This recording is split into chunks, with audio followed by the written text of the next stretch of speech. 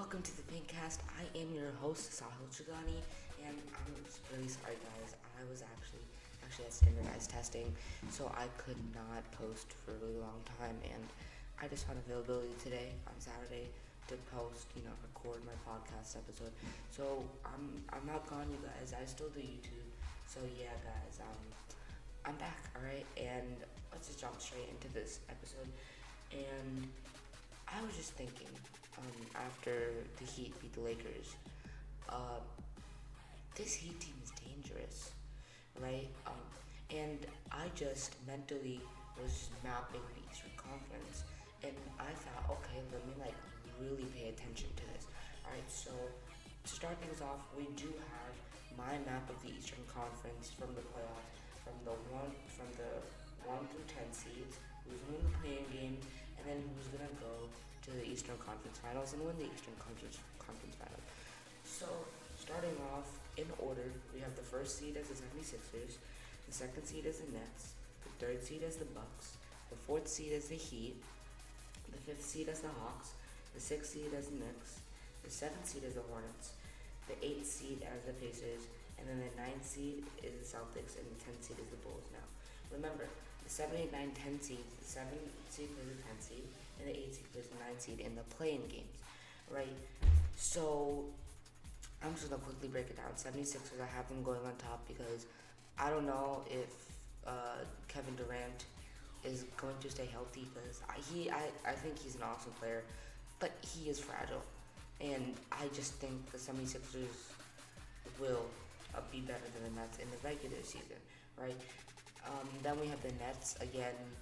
They're a really good team, miles ahead of the Bucks. So it's not too hard to say again. They're literally probably going to be 3 or 4 games under the 76ers, and yeah, basically just the Nets. No need to explain. The Bucks now again. They're a really good team. They're way ahead of the conference. So even if they start sliding a little at the end, I don't really see them losing that number 3 seed. Now the 4 seed is it's going to be a controversy for some people. I do see the Heat getting that spot. The only reason I do see the Heat getting that spot is because honestly, with Victor Oladipo, if he plays, which I will talk about his injury later, but if Victor Oladipo is healthy to go for the finals, this is a dangerous Heat team. Like even in the regular season, we can just go off. Like I just honestly think with Victor Oladipo permitting when he's healthy, which in this scenario we're assuming everyone on the Heat is healthy. They were a 4 seed. They could have been a 3 seed, but that 6-game losing streak really hurt us. So the Heat's the 4 seed. Now the 5th seed is the Hawks. I really like Tom Thibodeau, or however you say the Hawks' new coach. I really like. He's just bringing a winning culture into Atlanta. He's trying to keep Trae Young, and he's doing a really good job. Like this Hawk team, the Atlanta Hawks are getting dangerous, right? So I do pick the Hawks at the 5 seed. Now the 6 seed is the Knicks. Currently I think they're at the 7 or 8 seed right now, but I do like the Knicks. RJ Barrett is playing really well. Just everyone on that team is playing really well. They're getting a new winning culture. Yeah, they've implemented a winning culture, so I picked the Knicks at the 6th seed. And remember, this is just a brief breakdown. Okay, I didn't go into depth and study for 5 hours. Just a brief breakdown that I believe will happen. So yeah, the 7th seed is the Hornets. They would have been higher. I thought they would have been the 5 seed this year, but LaMelo Ball broke his wrist. He's out for the season. And I'm not saying that they can't play. They have Terry Rozier, and they have a lot of playmakers on that offense. But I just think that losing LaMelo Ball will drop them a few seeds. And now we have the Pacers at the 8th seed. They are doing really well. I just don't think that they're going to be better than the Hornets. And I know people say, oh yeah, that's so contrasting, you're whatever. Like people are saying, oh, I don't, a lot of people are probably going to say this and say, oh look, you said the Hornets are not going to be as good, why are you putting the Pacers behind them? Because it's hard to explain. I just feel like the Pacers would be the 8th seed. In the 9th seed, we have the Celtics. The Celtics are struggling mightily this year. It's just crazy.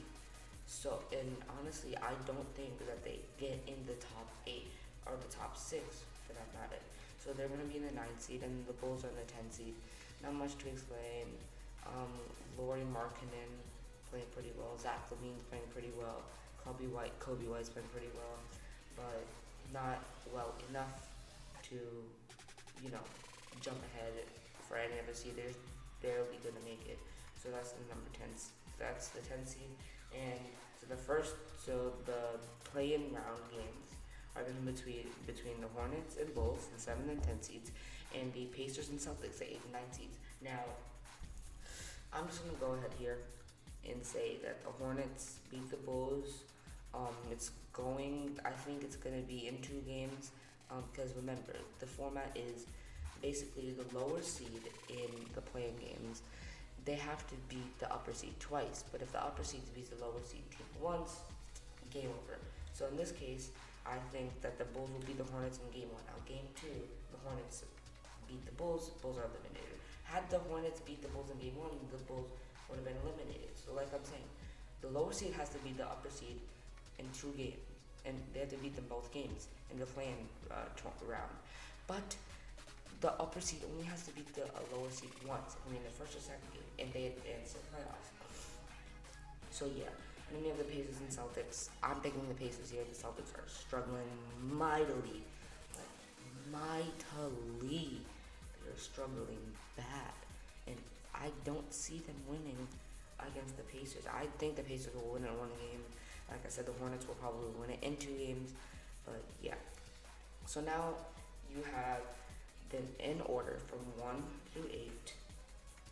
The 76ers, the Nets, the Bucks, the Heat, the Hawks, the Knicks, the Hornets, and the Pacers. And this is now the first round of the playoffs. So in this first round, I'm sorry, this sounds a little boring, but like it's kind of hard to, just straightforward, guys. This is pretty straightforward. So yeah, first round, the first match we have 76ers and Pacers. I'd say the 76ers in 5 games. I just think they're better on all sides. I just think they're a way better all-around team. Not that much of a discussion, right? Now the Nets and Hornets. I think the Nets do sweep the Hornets, because as good as the Hornets are, congratulations, you guys tried so much, but they're not a great defensive team.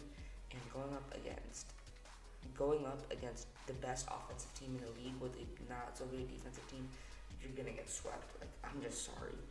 Now you have the Bucks and the Knicks.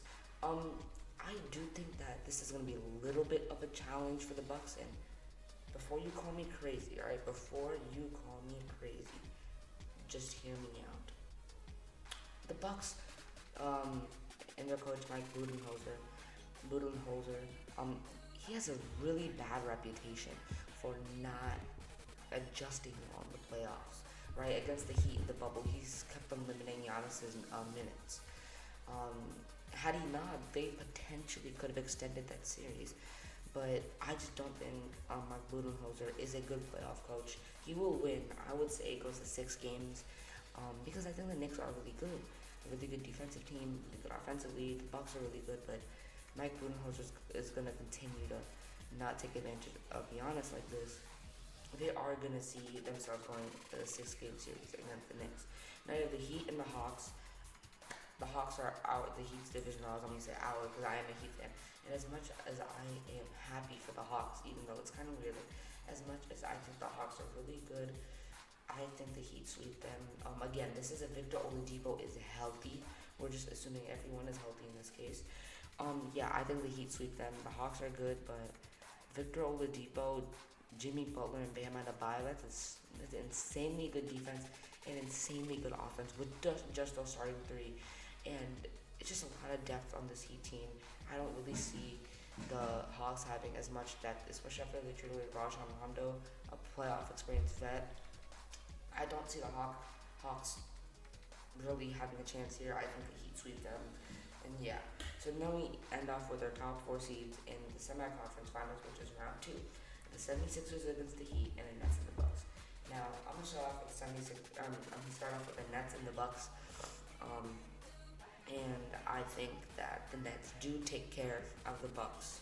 I would say in about 5 games like the Heat did last year, because the Nets are a better version of the Heat from the bubble. I honestly do think that offensively, at least defensively, they're a little weak. So yeah, they're a better offensive team. The Heat had played really well on offense. Defensively, they shut them down. But I honestly think it's gonna be Nets in 5 games because if you have Giannis and Brook Lopez to defend, let's say Giannis takes um, Kevin Durant and then Brook Lopez takes like a James Harden or something. Who's gonna defend a Kyrie Irving or James Harden?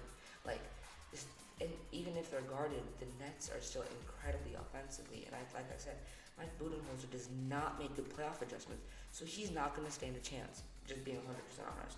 So yeah, Nets in 5 games, they advanced to the Eastern Conference Finals.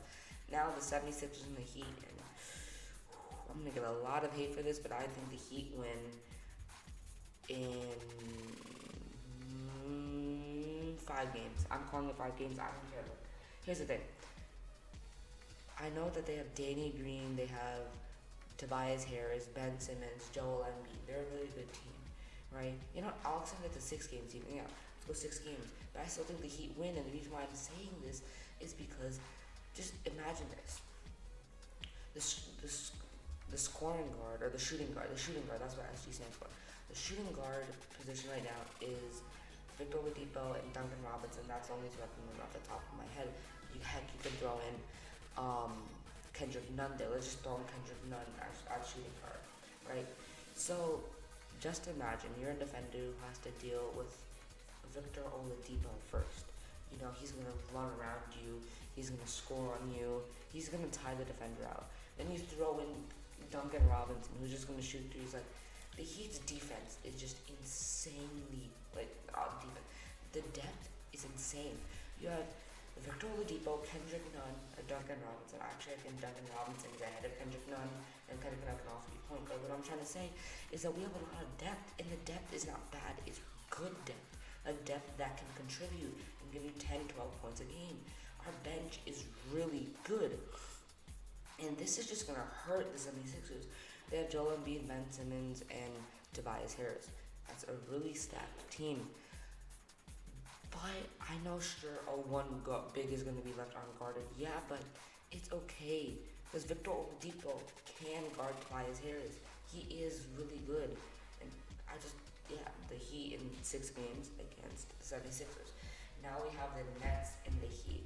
Ooh, I will even start this off game by game. Nets win game 1, Heat win game 2, then Nets win game 3, Heat win game 4, Nets win game 5.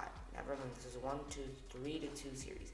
Nets in game 6 are in Miami. Now, Miami can, if they win, it comes back in Miami. No, wait, no, it's gonna be in Brooklyn. Now, this is in Brooklyn, game 6. If Miami wins, they go back to Miami for game 7. But if Brooklyn wins, they're going to the finals. I see the Heat winning here. I really don't care. People saying, "Oh, you're dumb," listen, the Heat come off of a 6-game series. The Nets come off of a 5-game series. Sure, the Heat are more tired, but the depth will absolutely hurt the Nets. Look, they're not a great defensive team, and the Heat have the potential to score a lot during a game. And the Heat are a really good defensive team. Like, I've been telling this to a lot of people I know. I genuinely do not think that Kevin Durant can last a 6 or 7-game series, in this case, against Bam Adebayo. And the reason why I'm saying that is because Kevin Durant is fragile, okay? And Bam Adebayo plays extremely rough.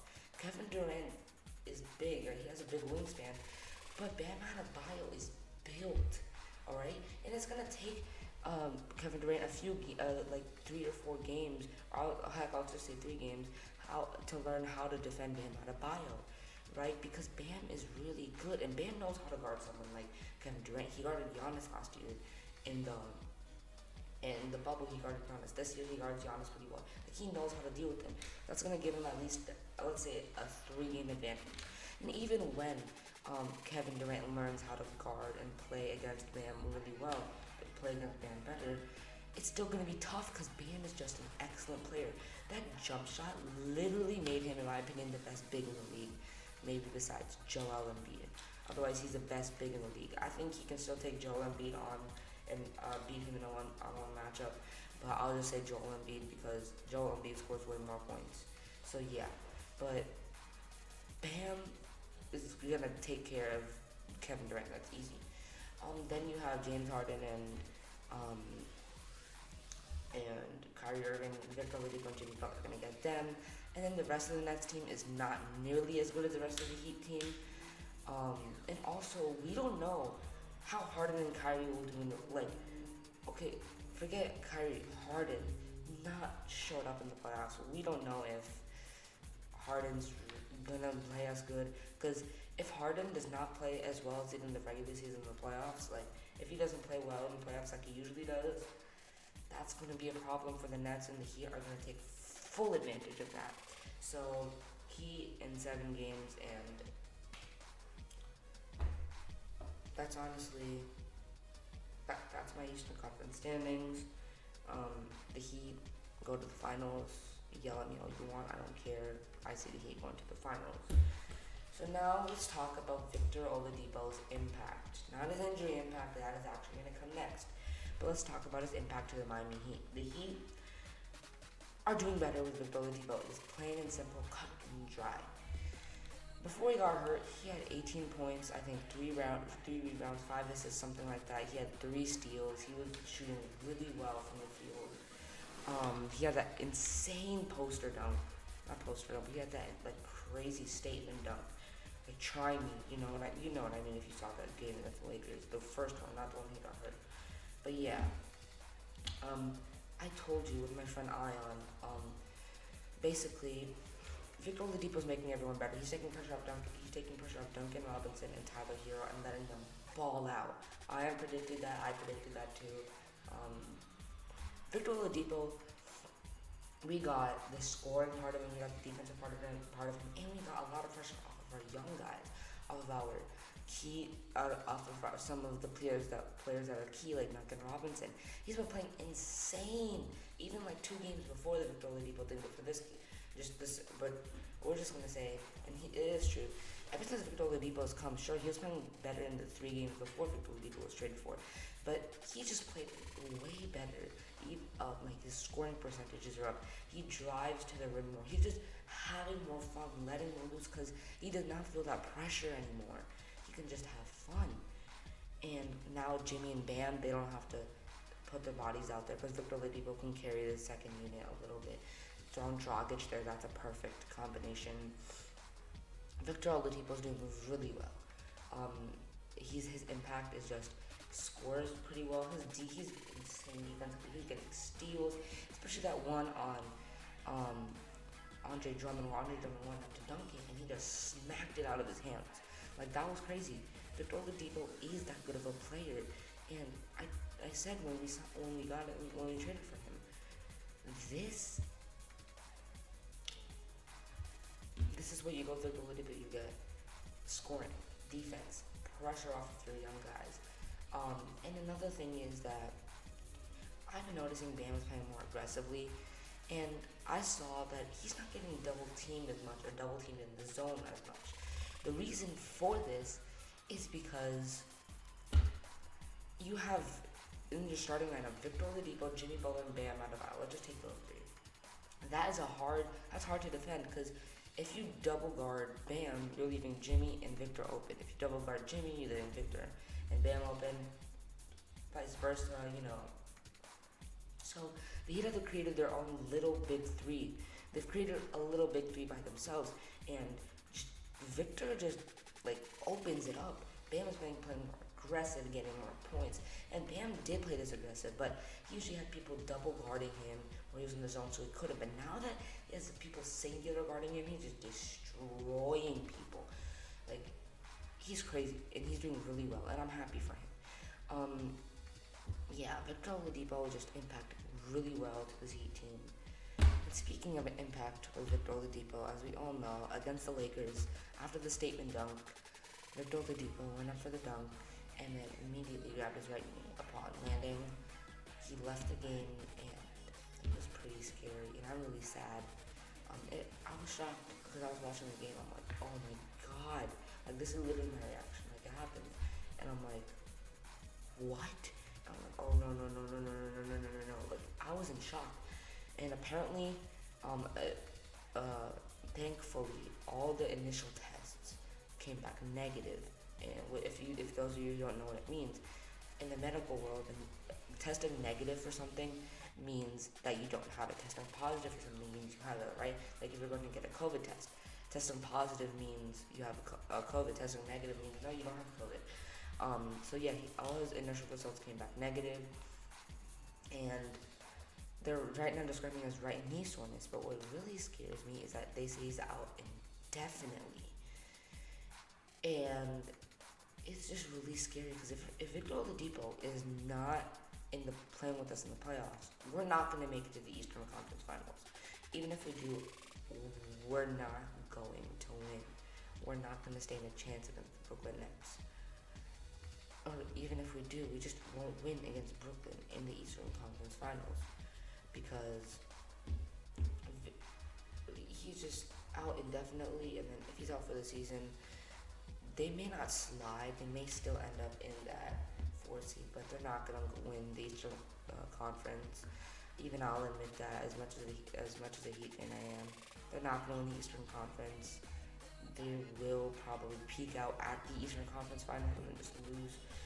But honestly, I'm just praying for the best because Victor, we really need him.